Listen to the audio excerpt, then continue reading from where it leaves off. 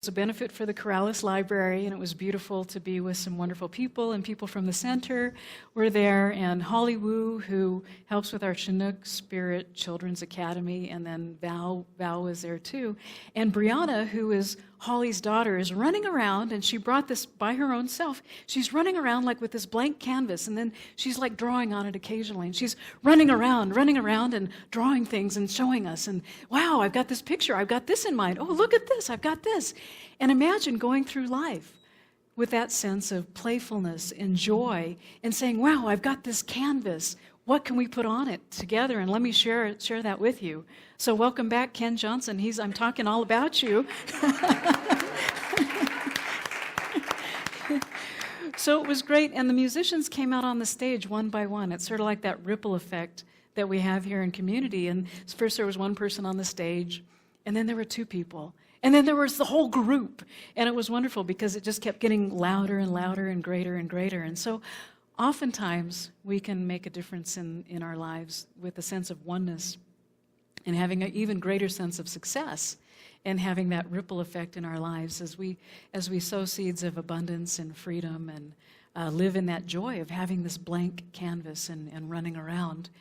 And it reminds me of an old Zen story. Does anyone ever go Zen? Yes?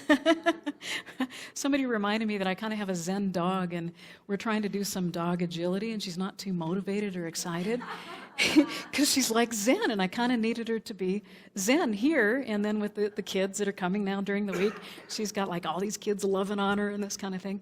And she really is Zen. So a little bit of today is my own work about motivation and increasing that sense of oneness and success no matter what is going on. And so ramping that up.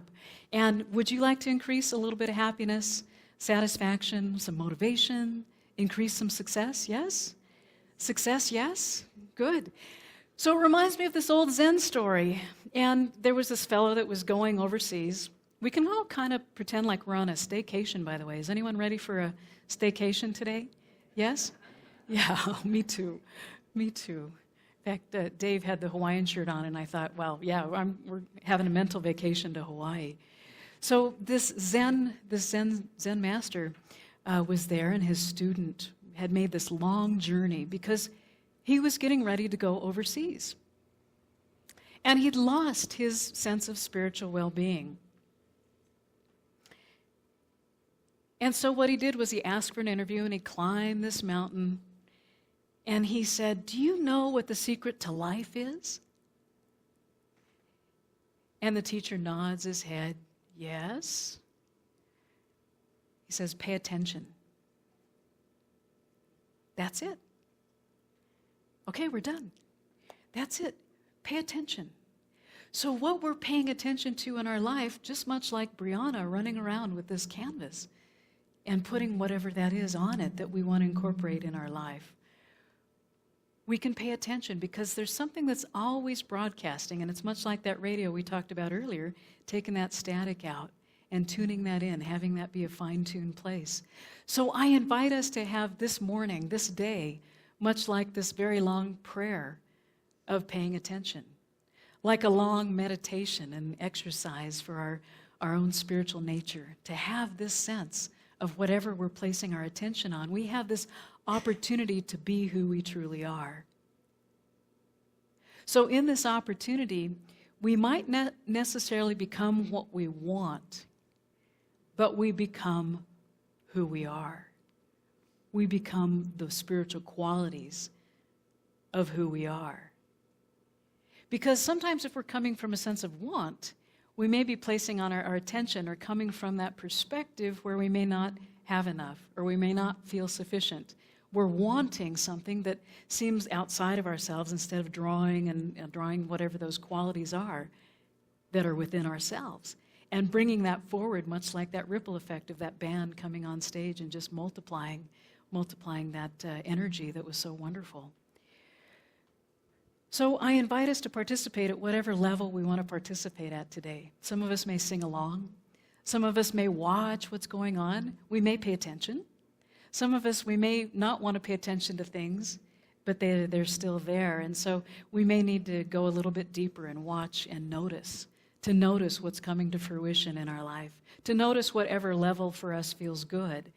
We may just close our eyes through this whole process. Remember I said, let's have this day be like a prayer, a long prayer. Now, I wouldn't recommend closing our eyes as we drive out of the parking lot, right? But we have an opportunity to be it and to be that thing itself. So we can think of whatever songs inspire us. We can think of whatever gives us rest and nourishment, like being on that staycation, whatever gives us a sense of renewal. And to let this life be a prayer, let it be a meditation, and just knowing that all is ours already and that we're welcoming that. We're welcoming the presence and power that's within us and bringing that to all of our activities. So Henry David Thoreau says that the music is perpetual and only the hearing is intermittent. So there's something that's playing all the time, much like Ken Johnson and the Knobs. There's something that's playing all that time. And so we get to pay attention and listen to what the music is that's playing. So I think I like that idea about we become who we are. Not necessarily what we want, but what we become who we are.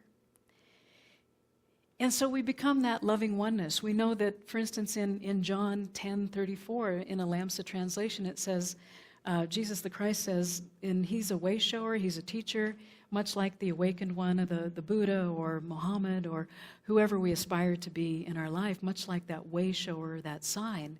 He says that, is it not so written in your law, I said, that you are God's? And so what that means to our lives is that we are of this loving essence. We are already of the divine nature. And we are who we are. We have that total and complete place. Whether we light a candle at noon and celebrate, whether we sit in a meditation, whether we have a conversation with a friend, we share the godlike nature of who we are. One of the participants in the workshop yesterday that Diane Cantwell did, she said, this is answered prayer. At the very end. And imagine all of us being an answered prayer. Not only having our own prayers, just noticing and paying attention, because we have answers all the time. And we get to pay attention and look and focus and listen and hear and touch and sense and feel. She says, this is answered prayer. And imagine being someone else's answered prayer. Imagine that as we walk out of here today, that there is that sense of answered prayer in our life. Because there are people in this very room that are that answered prayer. And there's people who shared their high resolve that we talked about last week, these resolutions as Rosh Hashanah, as we're in this new year, and it's much celebrated as far as bringing forth that sense of newness in our lives. And we can all celebrate because this philosophy and faith and this way of life works with all faith traditions. We can know that this philosophy of the science of mind, which is a guide for spiritual living, can work with that sense of that high resolve. And last week we talked about sometimes we unlearn things and sometimes we learn things. And so many people from last week have said, well, I unlearned this, boy, and now I'm learning this, and there's something else in its place. There's that sense where there's a new resolve, a high resolve. And so pay attention to what is perpetually broadcasting. So we get to tune into that and receive that because it's already here. And tomorrow represents the International Peace Day, and so whatever peace that we're bringing into our life, reducing whatever static might be there, there's the International Peace Day. So we're celebrating whatever that symbol is for us in our life. And yeah, we could look at this symbol, whatever signs of peace there are, and paying attention to those signs of peace. In Judaism and Christianity and Islam, there's a white dove, which is often a sign for peace. And so we know that if we have our two wings and we fly a lot more lightly. And we have that sense of purity and that sense of soaring and taking flight. And the dove also represents a peace offering from one person to another, so in essence extending an olive branch, extending that sense of peace that comes from within us of who we truly are. So there's a global observance that the United Nations has for International Peace Day. And we get to take some of that, a piece of that peace at least, but knowing that we really are coming with a complete and total fullness of peace right here in this moment. And since the inception of this Peace Day, there has been planetary progress. We're all a part of humanity. So with the affirmations we did this morning, we're lifting that consciousness. In Science of Mind, we take a look at where our consciousness is and what we're paying attention to. And we're knowing that as we are lifted up, so are other people. And so there's that sense of on the individual level, there's that sense with the community level, and then also the sense with humanity. So anyone, anywhere can celebrate Peace Day. So we might light a candle tomorrow at noon. We might call a friend. We might sit in a silent meditation. We might take a mindful walk. Even when I water some plants, now I have some plants that thrive on neglect, but I know I got some vincas they're kind of like bulletproof, but they came all pretty. They're still pretty, but even as I water plants in the morning, and we can experience, whether it's just 60 seconds of pleasure, imagine experiencing 60 seconds, 1 minute of pleasure every hour. If not today, test drive it tomorrow. 60 seconds of pleasure each hour to increase our sense of peace. We might do a good deed for someone that we know or don't know. Imagine doing an act of kindness.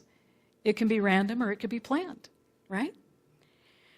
We could hold the door open for somebody. We could mail a card to someone that we haven't talked to in a long time. We could hug someone with a smile with our eyes. You know how when you really smile and you get the wrinkly eyes and you smile with your eyes, you know? Those are some moments of pleasure. We could share a message with some pictures on social media.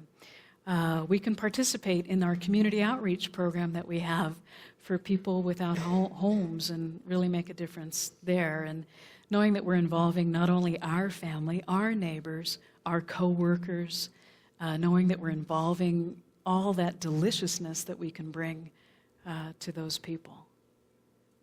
So imagine having 60 seconds every hour of something that's peaceful, of something that's loving, something that's kind, something that's joyful, something that's grateful.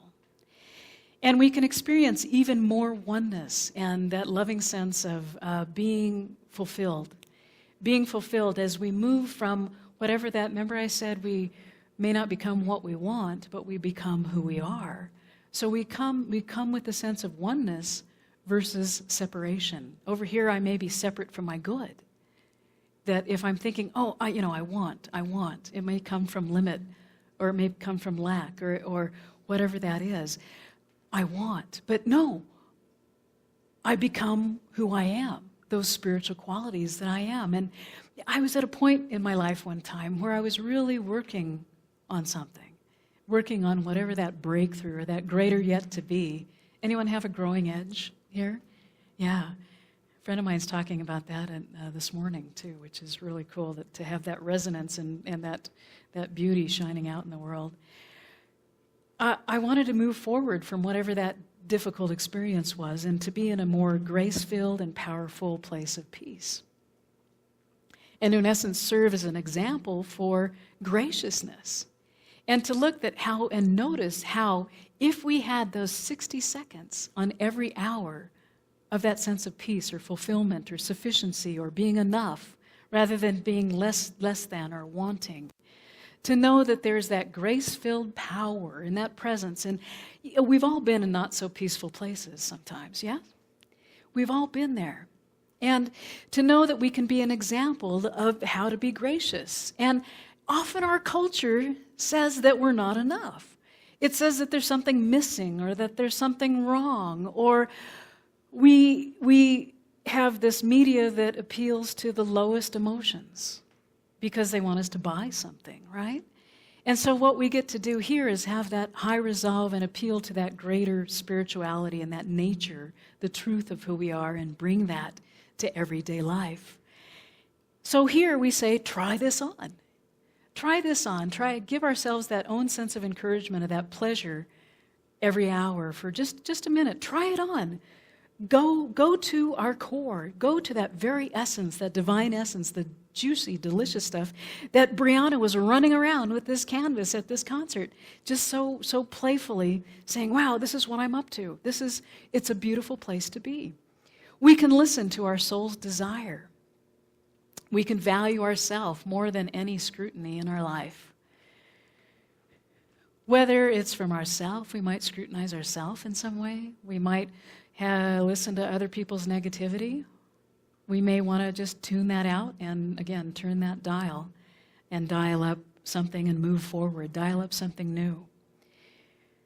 So I say, let's go to our core and love that place because we're fantastic, absolutely fantastic. Let's go to the core. Let's have that soul's desire being fulfilled.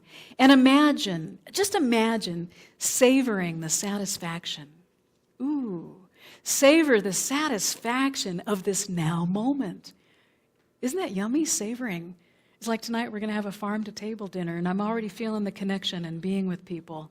6 o'clock here, and the preparation that's gone into it, just including all the freshness from all the produce, all the local farmers, and having this place of camaraderie and communion and union and oneness to be in community. So imagine having and savoring the satisfaction, whether that's showing up in our health, whether that's showing up in our wealth, whether that's showing up in our relationships, to savor the satisfaction, and that's our starting point. We bring that forward in that ripple effect that we're in together. So we're loving that, we're loving our core, because it is fantastic.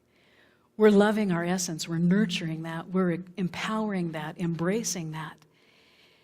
And in the co-creation, knowing that we're partnering with the divine, that we're already aligned with that nature, we can take to heart what we've said in our community affirmation, because it's inclusive. We're actively involved in our lives. We're actively involved already. So we might as well be involved in something good that brings us beauty, that brings us love, that just has that effervescent good. And I know that we're adding value and that my life is touched.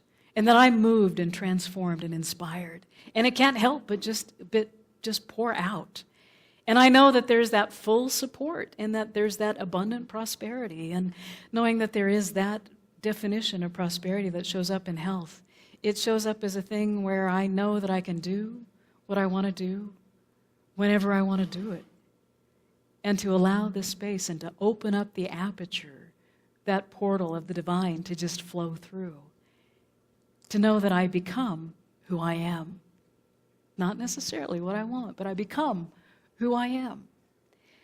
So how do we have this? How do we be this? How do we do this? How do we have it be even more full in our life? How? And sometimes when we know the what, the how just comes naturally in unfoldment, in divine unfoldment, with grace, with ease, and we have some opportunities to really be specific and to roll up our sleeves and say, wow, here's some how-tos. You ready for that? You going to fasten your seatbelts, ready to go? Everybody ready to go there? All right. So in the current Science of Mind issue, and I love how it says, game on, right here, game on. And in the current Science of Mind magazine, which is really great because it's a beautiful way to start the day, neuroscientists and co-authors of Words Can Change Your Brain. Words Can Change Your Brain, by Mark Waldman and Andrew Newberg. They share their insights where they say that our brain seeks immediate gratification. Kind of like a kid. And all parents know that, every parent knows that it's difficult to teach kids the art of being patient sometime. Yeah, I see some smiles in the room of grandparents and parents, sometimes for myself. So, it's difficult sometimes to have that art of being patient, to wait to savor the satisfaction. And remember enjoying some s'mores by a campfire? Remember enjoying a delicious marshmallow with just the right color, the right texture, just juicy and piled up with that antioxidant chocolate with the graham crackers? Well, Waldman and Newberg talk about our brain seeks this immediate gratification. And it's like, I want it now. You know, that I want instead of becoming who we truly are. In a famous experience which involved a marshmallow on a plate, just imagine one marshmallow on a plate. They said to these kids, well, you can eat it now, or you can wait 15 minutes. Could anyone wait 15 minutes to eat a marshmallow? Especially if it has that golden, yummy stuff. They could eat it now or wait 15 minutes and receive a second treat. So if they waited, they got to receive something even more juicier and meaningful and delicious. And those who waited, it turns out, as adults, they followed this in this famous experiment. As adults, they got to be happier and more successful people.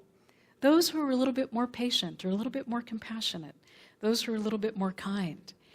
And there's new research that reinforces that. It says that there's lifelong satisfaction if you choose one, and you can have more than one, if you choose one meaningful goal. And even if it takes years to reach, our life will be more purposeful and more gratifying. We'll be able to savor the satisfaction even more. So if you think about it right now, what's a meaningful goal in your life? You can have more than one. What's a meaningful goal in your life? As we look at being in this realm of oneness and success and this honoring this peacefulness every hour. Now, here's the caveat. Anyone like caveats? A friend of mine drives a Corvette. I don't know if that's the same thing. Here's the caveat. If we don't give our brains some small daily rewards, little small ones like 60 seconds, small daily rewards, our stress levels build up and our motivation decreases. So what we want to do is have some small daily rewards amongst that meaningful goal. To know that we're on that trajectory and that, yes, we're at that core level of increasing our motivation, increasing our experience of pleasure, increasing our energy level and being reinvigorated and knowing that there's those few seconds of pleasure will refresh us and keep us on that trajectory of our goal. And what it does is it refreshes our brain. So again, with Newberg and Waldman, they're saying, hey, this is your brain on motivation. This is your brain on success. This is your brain on experiencing the divine connection. It says refresh the brain, and it'll also just byproduct of that increase our productivity. Without taking regular pleasure breaks, without those regular breaks, we won't have the patience or the perseverance to continue sometimes. We may not be able to stay in touch with those short-term or long-term goals that are meaningful to our life. And so what Waldman and Newberg say is that 60 seconds, just a minute. Anyone have just a minute? You might say that to someone on the phone. Hey, just a minute. I'll get back to you. And so we might do this with spirit sometimes in our life. Hey, just a minute.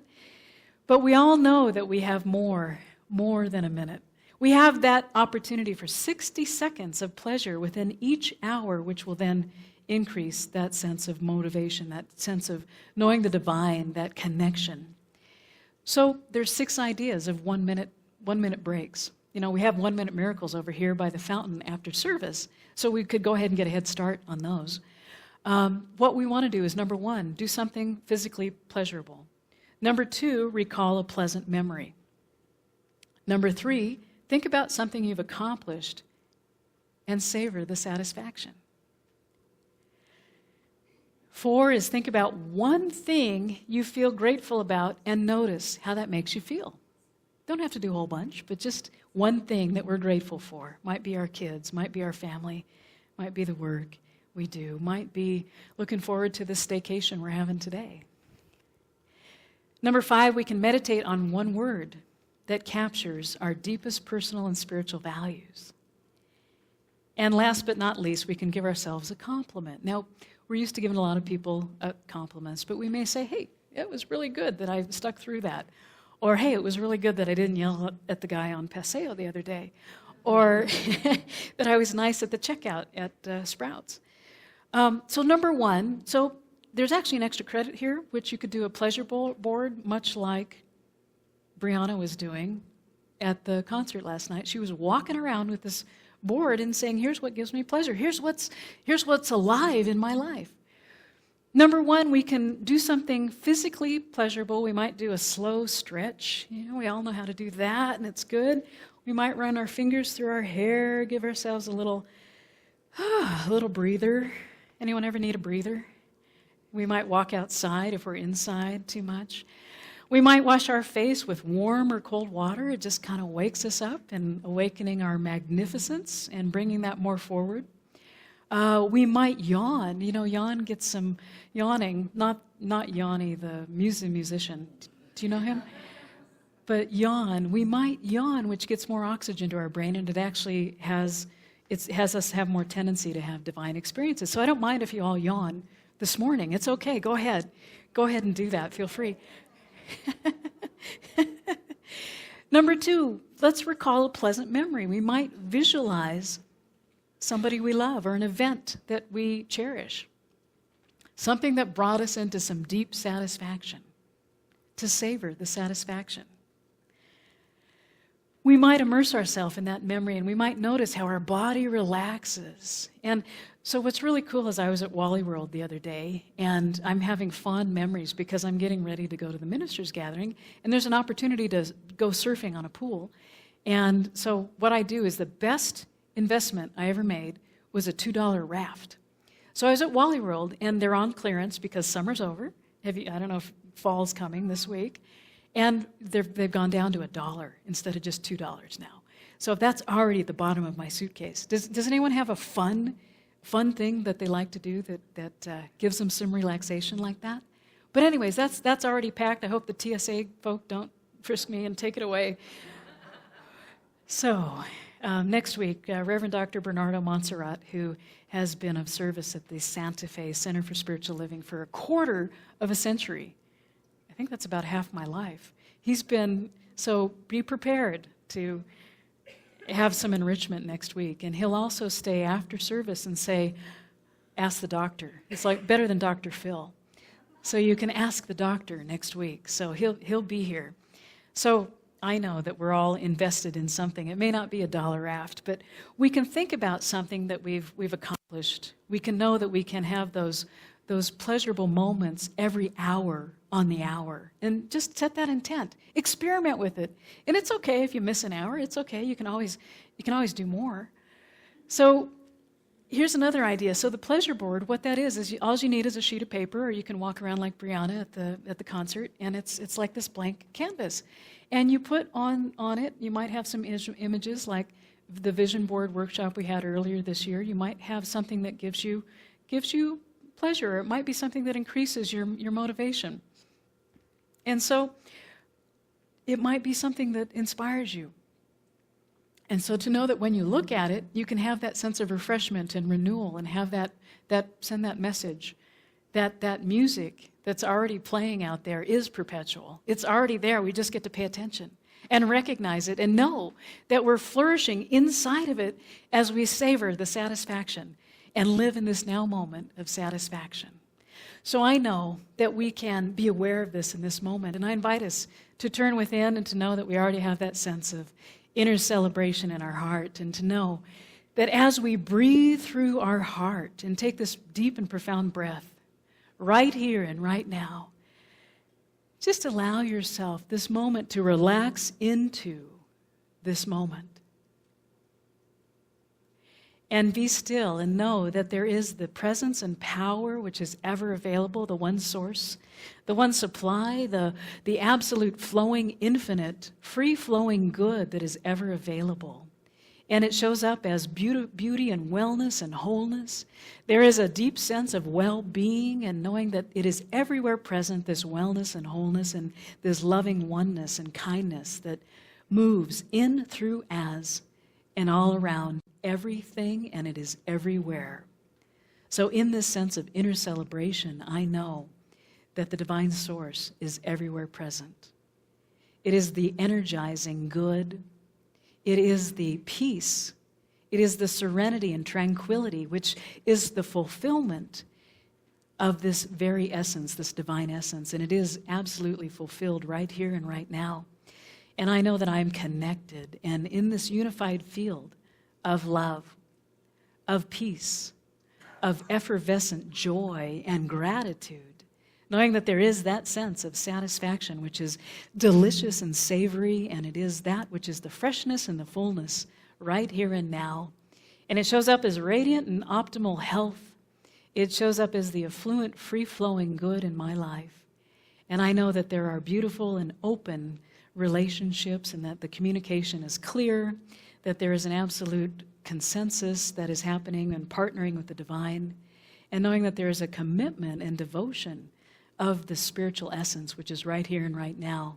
And it flows as inner peace, and it shows up in the world as a world that works for everyone, as a world that awakens in its own magnificence. And I'm grateful in this knowingness and knowing that this living essence is so beautiful and true and good.